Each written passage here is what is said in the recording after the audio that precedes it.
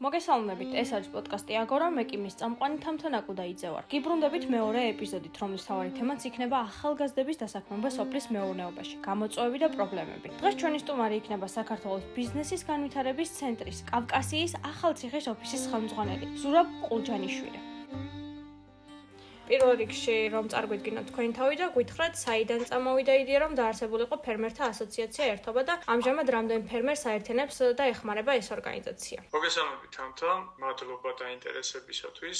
მე ვარ ზურაბ ყულჯანიშვილი, წარმოვიდგენ საქართველოს ბიზნესის განვითარების ცენტრი კავკასიას ახალციხის ოფისს, ვარ მისი ხელმძღვანელი. ჩვენ 2008 წლიდან გვქონდა მოლაპარაკებები ფრანგულ ფერმერთა ასოციაცია ფერდთან, იმისათვის რომ ჩვენს ქვეყანაში ჩვენს რეგიონში შემოსულიყვნენ და სოფლის მეურნეობის მიმართულებით დავხმარებოდნენ როგორც ფინანსურად, ასევე ტექნიკურად. მოკლედ, ბევრი ინფორმაციების გაცვლის შედეგად და მათი ვიზიტების შედეგად გადავწყვიტეთ, რომ 2011 წლიდან დაგვეწყო სოფლის მეურნეობის მიმართულებით მუშაობა სამცხე-ჯავახეთის რეგიონში, რაც თავიდან მიზანად ისახავდა მეცხოველე ფერმერების მხარდაჭერას, მათი იდეების მხარდაჭერას, მათი პრობლემების გადაჭრის გზების მოძიებას და მათთან გვერდში დგომას.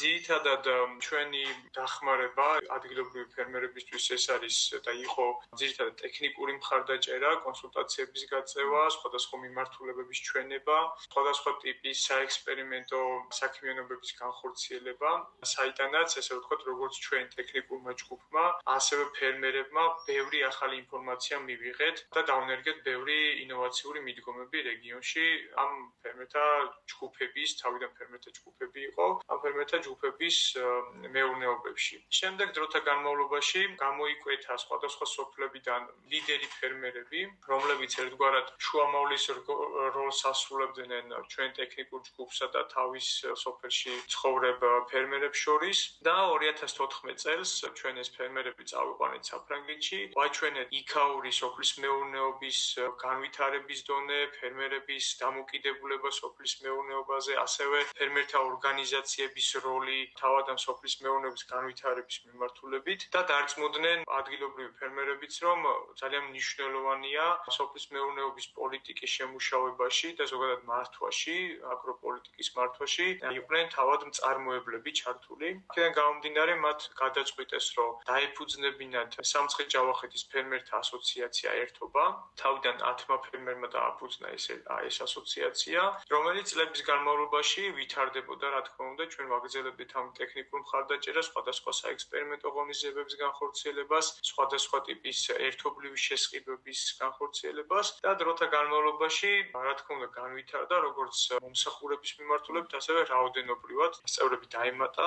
შემდეგ 2020 წლიდან ჩვენ ადგილობრივმა სხვა დარგის ფერმერებმა მოგვმართეს და ასოციაციის მიმართეს თხოვნით, რომ მეფუტკრეობის მიმართულებით და კარტოფილის წარმოების მიმართულებით გავეხორციელებინა იგი მსგავსი ან იგივე ტიპის თანამშრომლობა და შემდეგ გადაწყდა ის, რომ მეკარტოფილეობის და მეფუტკრეობის მიმართულებითაც დავიწყეთ მუშაობა. ტექნიკურ ჯგუფი არის 9 წევრისგან შემდგარი, ხოლო ფერმერთა ასოციაცია ამ დროისათვის სადღაც 150-მდე ფერმერს აერთიანებს, რომლებიც არიან აქტიური წევრები, რაც საქართველოსთვის ძალიან უჩვეულოა. ყველა წევრი იხდის საწევრო გადასახადს, მათ აქვთ თავიანთი ცალკე ორგანიზაცია, როგორც გითხარით, ასევე მათ აქვთ თავიანთი ცალკე ბიუჯეტი ამ საწევროებისგან შეგროვებული და შემდეგ უკვე ეს ადამიანები, ფერმერები ახორციელებენ ამ ბიუჯეტის ერთობლივ მართვას.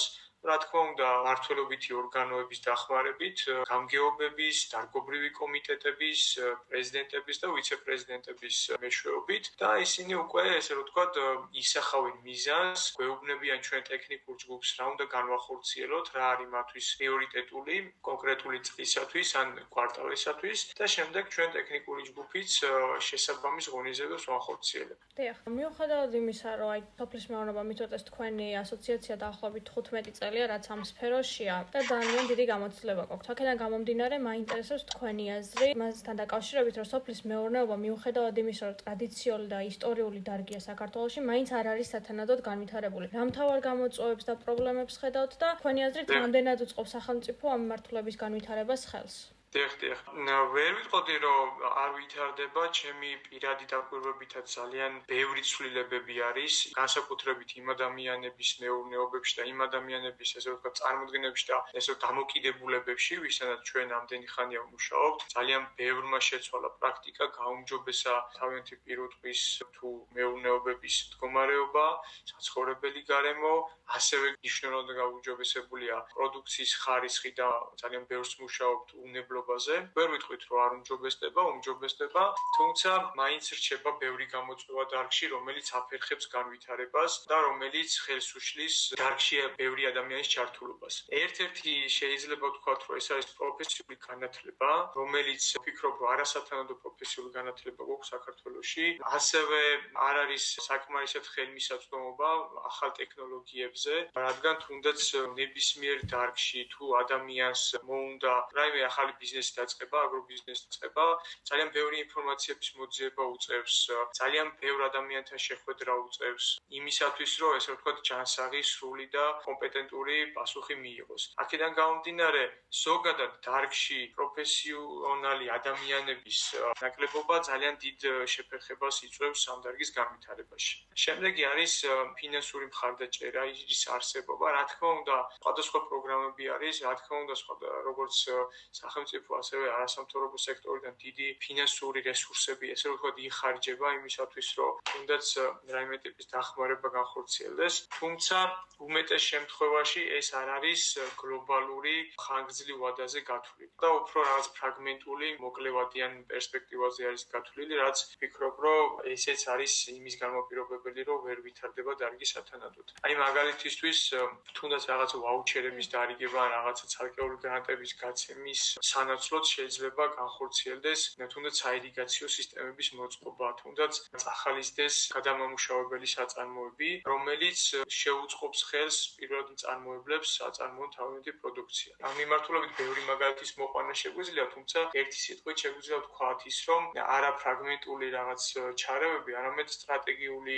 განვითარებაზე ორიენტირებული ღონისძიებების განხორციელება შეიძლება ხანგრძლივი, მაგრამ ბევრად უფრო ეფექტური იქნება. და ასევე ერთ-ერთი განვითარების შემოფარხებელი ფაქტორი არის მცირემიწიანობა ჩვენს ქვეყანაში და ჩვენს რეგიონშიც მათ შორის, რადგან მიწების დაყოფის შემდეგ ძალიან მცირე ნაკვეთები დაურიგდათ ოჯახებს, ეს ნაკვეთებიც კიდევ უფრო სავალალოა ის, რომ სხვადასხვა ადგილზე არის გაბნეული და წარმოებლები ვერ ახდენენ დიდი რაოდენობით მასშტაბურ წარმოებას, პატარ-პატარა ნაკვეთებზე იწარმოება როგორც წესი უმეტეს შემთხვევაში პროდუქცია და ვერ ხერხდება თვითღირებულების შემცირება. დიახ, პროფესიული განათლებაც ახსენეთ, საქართველოში დაახლოებით 15,000-მდე თუ მეტი არა სტუდენტი ირიცხება ყოველწლიურად პროფესიულ სასწავლებლებში, მაგრამ აქედან იმ სტუდენტების წილი, ვინც სოფლის მიმართულებით აგრძელებს სწავლას, არის ძალიან ცოტა. თქვენი აზრით, რა განაპირობებს ამას და რა არის საჭირო, რომ მოხდეს სოფლის მეურნეობის მიმართულების პოპულარიზაცია ახალგაზრდებში? კი, გეთანხმებით, ბევრი სტუდენტია, რომელიც ამთავრებს სოფლის მეურნეობის მიმართულებით მის განათლებას, თუმცა არ ვიცი, ყველა შემთხვევაში ვერ ვიტყვი, მაგრამ უმეტეს შემთხვევაში ზოგადად სოფლის მეურნეობა აღქმულია როგორც იძულებითი საქმიანობა. აი, როდესაც ბავშვად ვერ ვნახე სხვა საქმიანობა, რაღაცა ისეთი, რომელიც შეიძლება უფრო პრესტიჟულად მეჩვენებოდეს, ეს ფერმერის გადმოსახედით ვსაუბრობ, იძულებით საქმიანობა დამრჩა სოფლის მეურნეობა, მაქვს მიწა, წინ ესე ვთქვათ, ჩემი მშობლების ან ბებია ბაბუების ანატოვარი მიწა, სადგომები ან ნაკვეთები, სადაც რაღაც კონკრეტულ პროდუქციას ვაწარმოებ და ხდება უმეტეს შემთხვევაში იძულებით საქმიანობა. ეჭვი მაქვს, რომ შეიძლება ეს განათლების მიმართულებით ჩარიცხვაც ამ კურსებზე, ესეც შეიძლება იყოს იძულებითი უმეტეს შემთხვევაში, არ ვამბობ ყველა შემთხვევაში, სხვაგან ვერ მოხდა და ამიტომ რაღაც სოფლის მეურნეობის მიმართულებით ვაბარებთ. ეს ერთი ზოგადი დამოკიდებულება სოფლის მეურნეობის მიმართულებით რო ითვლება. შემდეგი არის, რა თქმა უნდა, ერთ-ერთი განმაპირობებელი ფაქტორი, როდესაც ახალგაზრდებს არ აქვთ წვდომა ბევრ წარმატებულ მაგალითზე. მაგალითად, თუ იქნებოდა უფრო მეტი პოპულარიზაცია ამ დარგის და უფრო მეტი წარმატებული მეურნის, წარმატებული ფერმის, წარმატებული ადამიანების, რომლებიც სოფლის მეურნეობაში არიან დასაქმებული, მათი მაგალითების ჩვენება, მათი შეიძლება რაღაც პირდაპირი მოგების ჩვენება არ მოხდეს, მაგრამ დაახლოებითი შემოსავლის დაანგარიშება და ამის ჩვენება ახალგაზრდებისთვის, ვფიქრობ, რომ უფრო მეტი პოპულარიზაცია ექნება ამ დარგს და უფრო მეტი ადამიანი დაინტერესდება და უფრო მეტი ადამიანი მიხვდება იმას, რომ სოფლის მეურნეობაც შეიძლება იყოს ძალიან მომგებიანი. თუ სწორედ მიუდგებით, რა თქმა უნდა. და ერთიც ალბათ ძალიან მნიშვნელოვანია სწავლების პროცესში, რაც შეიძლება მეტი პრაქტიკა. და ეს პრაქტიკა ჩვენს რეალობაში ძალიან მცირეა, როგორც მე ვიცი, ასე რომ თუ სოფლის მეურნეობაში სწავლობ და პრაქტიკა არ გაქვს, ფაქტიურად ვერ ეხები იმ რეალობას, რა რეალობაც ძალიან მნიშვნელოვანია, რომ იცოდე. აქედან გამომდინარე, პრაქტიკის არარსებობა ძალიან დიდ პრობლემას ქმნის, რადგან მომავალშიც, რა თქმა უნდა, რაღაც თეორიული განათლება მივიღე, მაგრამ თუ პრაქტიკა არ მაქვს, ვერ გავხდები წარმატებული აგრომეწარი. ასევე თქვენ ამჟამად 16-დან 30 წლამდე ახალგაზრდებს, ვინც სოფლის მეურნეობით არიან დაინტერესებულები, სთავაზობთ 7 კვირიან სასწავლო კურსს. მაინტერესებს პირველ რიგში, რამდენად მოთხოვნადია ეს კურსი და უკვე რამდენი ახალგაზრდა არის დაინტერესებული, რომ ისწავლოს ამ 7 კვირიან სასწავლო კურსში. კურსის შესახებ გეტყვით ორი სიტყვით, რატო დავგეგმოთ ზოგადად ამის ჩატარება. რა თქმა უნდა, ამ ყველაფრის გათვალისწინებთ, რადგან ვისაუბრეთ, დარგი ბერდება, ძალიან ბევრი ადამიანი, რომელიც სოფლის მეურნეობაში არის ჩართული, წლებიდან გამომდინარე, უნდა ასაკი ემატებათ, ძალიან მცირე იმ ახალგაზრდების რაოდენობა, რომლებიც ახალად ერთვებიან სოფლის მეურნეობაში. აქედან გამომდინარე, გადავწყვიტეთ, რომ ახალგაზრდებისთვისაც გვეჩვენებინა ის, რომ ეს სოფლის მეურნეობა არის საინტერესო საქმე და სოფლის მეურნეობა შეიძლება იყოს მომგებიანი. და სოფლის მეურნეობა არის ერთ-ერთი უპირველესი დარგი, რომელიც რეგიონს კი არა და ქვეყანას ჭირდება, რადგან საკვები პროდუქტების გარეშე ფაქტიურად ვერ შემოსავალი გვექნება, ვერც ვიარსებებთ. ასე რომ ძალიან მნიშვნელოვანია ახალგაზრდებს გვეჩვენებინა თუ რატო არის და რატო შეიძლება იყოს სოფლის მეურნეობა წარმატებული დარგი და საჭირო დარგი. გადავწყვიტეთ, რომ ფერმერთა ასოციაცია ერთობის წევრებისთვის, მათი შვილებისთვის, ან მათი შვილიშვილებისთვის მიგვეცა შესაძლებლობა ჩართულიყვნენ სასწავლო კურსზე, მიიღოთ როგორც თეორიული ცოდნა, რომელსაც ჩვენი ტექნიკური ჯგუფი აძლევს, ასევე პრაქტიკული უნარებით შეეცენოთ. ვაკეთებთ ესეც, ანუ გვაქვს 7 კვირიდან, გვაქვს ესე ვთქვათ 4 კვირა თეორიული პრაქტიკული სწავლება. ეს ნიშნავს იმას, რომ ნაწილი თეორია, რა თქმა უნდა, ნაწილი პრაქტიკა იმ კონკრეტულ სასწავლო კურსის დროს, იმ კონკრეტულ დღის დროს. გარდა ამისა, შუალედებში 3 კვირა გვაქვს იმისთვის, რომ ამ ახალგაზრდებმა იცხოვრონ ფერმებში. თუმცა სხვა ფერმებში. შეიძლება ახალგაზრდა არის სოფლიდან, მის მშობლებსაც ფერმა აქვს, მაგრამ მიყვავს ისეთ ფერმებში, რომლებსაც უფრო მეტი გამოცდილება აქვს, ან სხვა პრაქტიკა აქვს მართვის მეურნეობის, იმ ფერმებში, რომლებიც აკეთებენ ფინანსურ ჩანაწერებს და ითვლიან თავიანთ შემოსავლებს და მოგებას, იმისათვის, რომ ამ ახალგაზრდებისთვის გვეჩვენებინა, როგორ შეიძლება იყოს თუნდაც თავიანთი მეურნეობა, როგორ შეიძლება განავითარონ თავიანთი საოჯახო მეურნეობა, ან როგორ შეიძლება დაგეგმონ თავიანთი ბიზნესი, როგორც აგრო მიმართული. რაც შეეხება აქტივობას, სამწუხაროდ დიდი აქტივობა არ გვაქვს. სადღაც 7-მდე ახალგაზრდა არის ჯამში დაინტერესებული, თუმცა აქედან ეს ახალგაზრდებიც, რა თქმა უნდა, არიან ახალგაზრდები, რომლებიც სისტემატურად ესწრებიან, არაცდენენ ტრენინგებს, არაცდენენ სწავლების პროცესს ფერმებში უშუალოდ, მაგრამ ახალი აქტივობა არის, თქო, არ ვიქნები სწორი. თუმცა ეს არის პირველი, რაც ახალგაზრდების მიმართულებით გავაკეთეთ, ჩვენთვისაც, ტექნიკური ჯგუფისთვისაც, ესე ვთქვათ, ტრენერებისთვისაც და მოსწავლეებისთვისაც პირველია, აქედან გამომდინარე, საპილოტია და შეგვიძლია ვთქვათ, რომ ამით ბევრ რამეს ვისწავლით წელს და მომავალი წლიდან შევძლოთ უკეთესი სასწავლო პროგრამების დაგეგმარებას და უფრო მეტი ახალგაზრდის ჩართვას. მე ამაში დარწმუნებული ვარ. არ ვფიქრობ იმას, რომ რაიმე კარგად არ მიდის, ძალიან კარგად მიდის, გეგმის მიხედვით მიდის ყველაფერი, თუმცა აი ამ დაინტერესების ნაწილში გვაქვს, რა თქმა უნდა, შეფერხებები და ამის გამოსწორება წლევანდელი წლის გამოცდილებით მომავალში შეგვიძლია გამოვასწოროთ. ამიტომაც, როგორც თქვენ თქვით, ანუ შვილებს, ანუ ასოციაციის წევრებს თავაზობს. მაინც დავაზუსტებ საქართველოს მასშტაბებს ფარავს ეს კურსი თუ მხოლოდ სამცხე-ჯავახეთის ტერიტორიას? იცით როგორ არის რადგან პირველი ეტაპი არის, რადგან სატესტო რეჟიმში ვართ, ორიენტირიც ისეც აღებული ქონდა მხოლოდ ერთობის წევრი შვილების ან შვილიშვილებისთვის, ოჯახის წევრებისთვის, თუმცა არც სხვა ახალგაზრდებს არ ვეუბნები თუ არს, პირიქით მოხარულები ვიქნები თუ ჩაერთვებიან, რადგან თუნდაც ქალაქში მცხოვრები ახალგაზრდები ძალიან ბევრს სწავლობენ სოფლის მეურნეობის მიმართულებით და ისწავლიან აი ამ ტრენინგებზე და ფიქრობ, რომ ყველა შეიძლება არ გახდეს ფერმერი, თუმცა ძალიან ბევრ ამის ისწავლიან და შეიძლება სხვა მიმართულებით დაეხმარონ სოფლის მეურნეობის მიმართულებით დასაქმებულ ადამიანებს. თუნდაც მარკეტინგის მიმართულებით, ან რეალიზაციის მიმართულებით. უბრალოდ ერთი სიტყვით ამ ეტაპზე ორიენტირებული თავიდან აღებული ქონდა ერთობის წევრი ოჯახების ახალგაზრდებისთვის, თუმცა არც ხვებს ვეუბნები თუ არს და ისევ ესე რეგიონის მასშტაბით ქონდა ორიენტირი აღებული, თუმცა სხვა რეგიონებიდანაც თუ იქნებიან მომავალში დაინტერესებულები, მათაც ექნებათ ამის შესაძლებლობა. თქვენ პირველ ნაწილს უფასოდ თავაზობთ ამ კურსს, პირველ ნაწილი ვინც იქნება, მაინც მაინტერესებს დაახლოებით მომავალში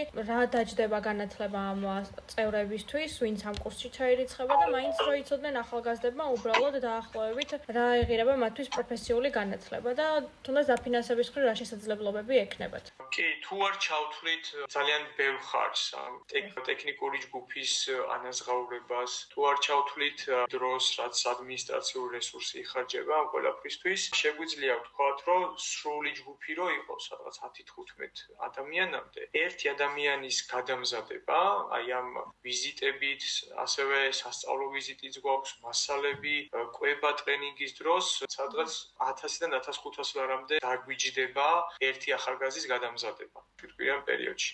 ეხლა უფრო მეტი გვიჯდება, იმიტომ რომ მცირე ჯგუფი გვყავს, თუმცა ამ 1000-დან 1500 ლარამდე უნდა ვიფიქროთ. გარდა ამისა, ჩვენ ვაძლევთ შესაძლებლობას ამ ახალგაზრდებს თავიანთი ბიზნეს იდეები წარადგინონ და გვაქვს გათვალისწინებული გარკვეული ბიუჯეტი იმისთვის, რომ ეს ბიზნეს იდეები დაუფინანსოთ. ეს კიდე დამატებით საორიენტაციოდ 1500 ლარამდე არის, საერთო ჯამში თუ ამ ბენეფიტიანად ჩავთვლით თვითონ მოსწავლეზე სადღაც 3000 ლარამდე მაინც იქნება ღირებულება იმისი, რა კურსაც გატიან ჩვენები. კი, ეგეც მაინტერესებდა კურსის დასრულების შემდეგ, რამდენად აქვს შანსი იმისა, რომ წარმატებით დასაქმდნენ, ან რა არის საჭირო იმისთვის, რომ გახდნენ წარმატებული დამოუკიდებელი ფერმერები. კი, როგორც გითხარით, ჩვენი აქტივობის ეტაპზე ვაძლევთ განათლებას არა მარტო აგრომიმართულებით, მეცხოველება, მეფუტკრეობა, მეკარტოფილეობის მიმართულებით, არამედ ვასწავლით როგორ მართონ ბიზნესი. რა თქმა უნდა, ეს ძალიან დეტალური არ არის, რადგან 7 კვირიანი მცირე პერიოდია, მაგრამ კურსის განმავლობაში ეს ახალგაზრდები სწავლობენ ბიზნეს გეგმის წერას, ბიზნესის დაგეგმარებას, მარკეტინგის დაგეგმარებას, ფინანსური ანალიზების გაკეთებას. არა მარტო დარგობრივად ეს ვასწავლით, არამედ ბიზნესის მართვის საკითხებსაც ვასწავლით. რაც ძალიან მნიშვნელოვანია, რომ კონდეს ნებისმიერ მიმართულებით დასაქმებულს, თუნდაც აგრობიზნესში ჩართულს. და ის თეორიული სწავლებაც, ის ტექნიკური სწავლებაც, რა თქმა უნდა, სოფლის მეურნეობის მიმართულებით კონკრეტულ დარგში.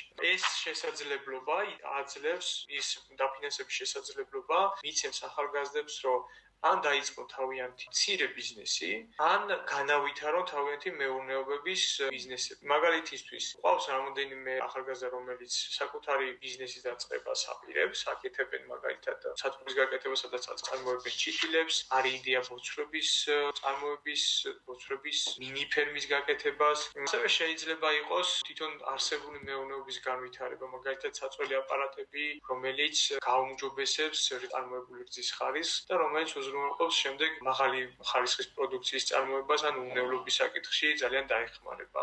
ან მაცივრის არსებობა, რომელშიც შეინახავენ თავიანთ წარმოებულ პროდუქციას, როცა იაფიღირს და გაყიდიან, როცა გაწვირდება ამ პროდუქტების ფასები. არის ბევრი კარგი იდეა, არის ბევრი შესაძლებლობა, ასე რომ ვფიქრობ, რომ ამ იდეებს ძალიან დიდი პერსპექტივა აქვს. და საბოლოოდ მაინტერესებს რა არის თქვენი სამომავლო მიზნები და რა იქნებოდა ის მთავარი რჩევა, რასაც მისცემდით ახალგაზრდა ფერმერებს, ან იმათ ვინც სამომავლოდ გეგმავს, რომ ამ მიმართულებით გააგრძელოს სწავლა. სამომავლოდ ჩვენ ამ ადამიანებთან, ახალგაზრდებთან და არა მარტო იმ ფერმერებთან, ვისაც ჩვენ თანამშრომლობთ, ამ ახალგაზრდებსაც თავაზობთ ჩვენს ტექნიკურ მხარდაჭერას. ეს ნიშნავს იმას, რომ ნებისმიერ ეტაპზე, ფერმის დაგეგმარების ეტაპზე, პირუტყვის საკვების წარმოების ეტაპზე, საკვების დაბალანსების ეტაპზე, ვეტერინარული მიმართულებით, ფინანსური დაანგარიშებების მიმართულებით, ძისადარძის პროდუქტების წარმოების ტექნოლოგიის და მისი უნებლობის მიმართულებით, თავაზობთ ტექნიკურ მხარდაჭერას. ეს ნიშნავს იმას, რომ ნებისმიერ დროს, როცა დაჭირდება მას, ექნება რაღაცა კითხვები, ექნება რაღაც პრობლემები შეუძლია დაუკავშირდეს ტექნიკურ ჯგუფს, ტექნიკური ჯგუფი ადგილზე მივა და მასთან ერთად ეცდება გადაჭრას ის პრობლემებიც ფერმერებს აქვთ, ან შევთავაზოთ სხვადასხვა საშუალებები, როგორ შეიძლება იყოს გადაჭრილი თავიანთი პრობლემები ან დაგეგმარებული. ასევე ძალიან ბევრი ასოციაციის წევრი ერთმანეთს ეხმარებიან და ეს დახმარებაც და გვერდში დგომაც პრინციპში ამ ახალგაზრდებს ექნება. რაც შეეხება რჩევებს, რა რჩევები შეიძლება მივიცეთ ახალგაზრდებს, ეს არის უცვლოდ ვურჩევდი, რომ ბევრი არ არის, მაგრამ თავიანთი მიმართულებით პროფესიულ ორგანიზაციებში გაერთიანდნენ, ან რამოდენიმე თუ არ არის ესეთი პროფესიული ორგანიზაციები, შექმნან კავშირი თავიანთ გარშემო იგივე დარგის ფერმერებთან, რადგან ერთობლივად ძალიან ბევრი პრობლემის მოგვარება არის შესაძლებელი და ძალიან ბევრი წარმატების მიღწევა არის შესაძლებელი. ასევე ვურჩევდი, რომ მუდმივად იზრუნონ თავიანთი თავის და თავიანთი მეურნეობების განვითარებაზე, რადგან სხვანაირად არ შეიძლება რომ მოხდეს, თუ დავრჩებით იმ ეტაპზე, რა ეტაპზე ჩვენი მშობლები ან ბებია-ბაბუები იყვნენ, პრაქტიკულად ვერ განვითარებით. აუცილებლად უნდა შევცვალოთ არსებული პრაქტიკა, აუცილებლად უნდა შევცვალოთ მიდგომები, აუცილებლად უნდა შევამსუბუქოთ ჩვენი შრომა, აუცილებლად უნდა ვიზრუნოთ პირუტყვის ჯანმრთელობაზე, მათ კეთილდღეობაზე და ზოგადად ნიადაგის ჯანმრთელობაზე და მის კეთილდღეობაზე და აუცილებლად ვურჩევდი ასევე, რომ ძალიან ბევრი ინოვაციური მიდგომები მოძებნონ და დანერგონ თავიანთ მეურნეობებში. და ასევე ბოლოსაც ვიტყვი, ძალიან მნიშვნელოვანი არის აწარმოონ განსხვავებული პროდუქცია. რადგან თუ გავარკვევთ ბაზარზე, ვნახავთ ყველი, თაფლი, კარტოფილი პრინციპში ერთი და იგივე სახის გვხვდება, არ არის გამორჩეული, გაურკვეველია მისი წარმომავლობა, გაურკვეველია მისი ხარისხი, კითხვის ნიშნის ქვეშ დგას მისი უნებლობის საკითხი. აქედან გამომდინარე, მყიდველისთვის, რომელსაც არ აქვს სრულფასოვანი ცოდნა პროდუქციის შესახებ, ძალიან რთულია გადაწყვეტილება მიიღოს ამ თუ იმ პროდუქციის შეძენის. თუ ადამიანი ახალგაზრდა იზრუნებს იმაზე, რომ შექმნას განსხვავებული პროდუქცია, შეფუთოს სხვანაირად, დაუმტკიცოს და წარუდგინოს დასაბუთებები მომხმარებელს მისი პროდუქციის ხარისხის და უნებლობის მიმართულებით, ან გავა იმ არსებულ ბაზარზე, რომელზეც დიდი მოთხოვნა ამ ტიპის პროდუქციაზე, მე დარწმუნებული ვარ, რომ ძალიან ბევრი ახალგაზრდა, რომელიც ესეთნაირად მიუდგება თავის საქმიანობას, ძალიან დიდ წარმატებას მიაღწევს და ძალიან დიდ წარმატებულ აგრომეურნეობას შექმნის. მადლობას ვუხდით ბატონ ზურაბს, რომ დაგვითმოთ დრო და გვესაუბრა ამ სფეროში ახალგაზრდების მთავარ გამოწვევებსა და პრობლემებზე. დღეისათვის სულ ეს იყო. მადლობა რომ გვისმენთ. გემშვიდობებით მომავალ ორშაბათამდე.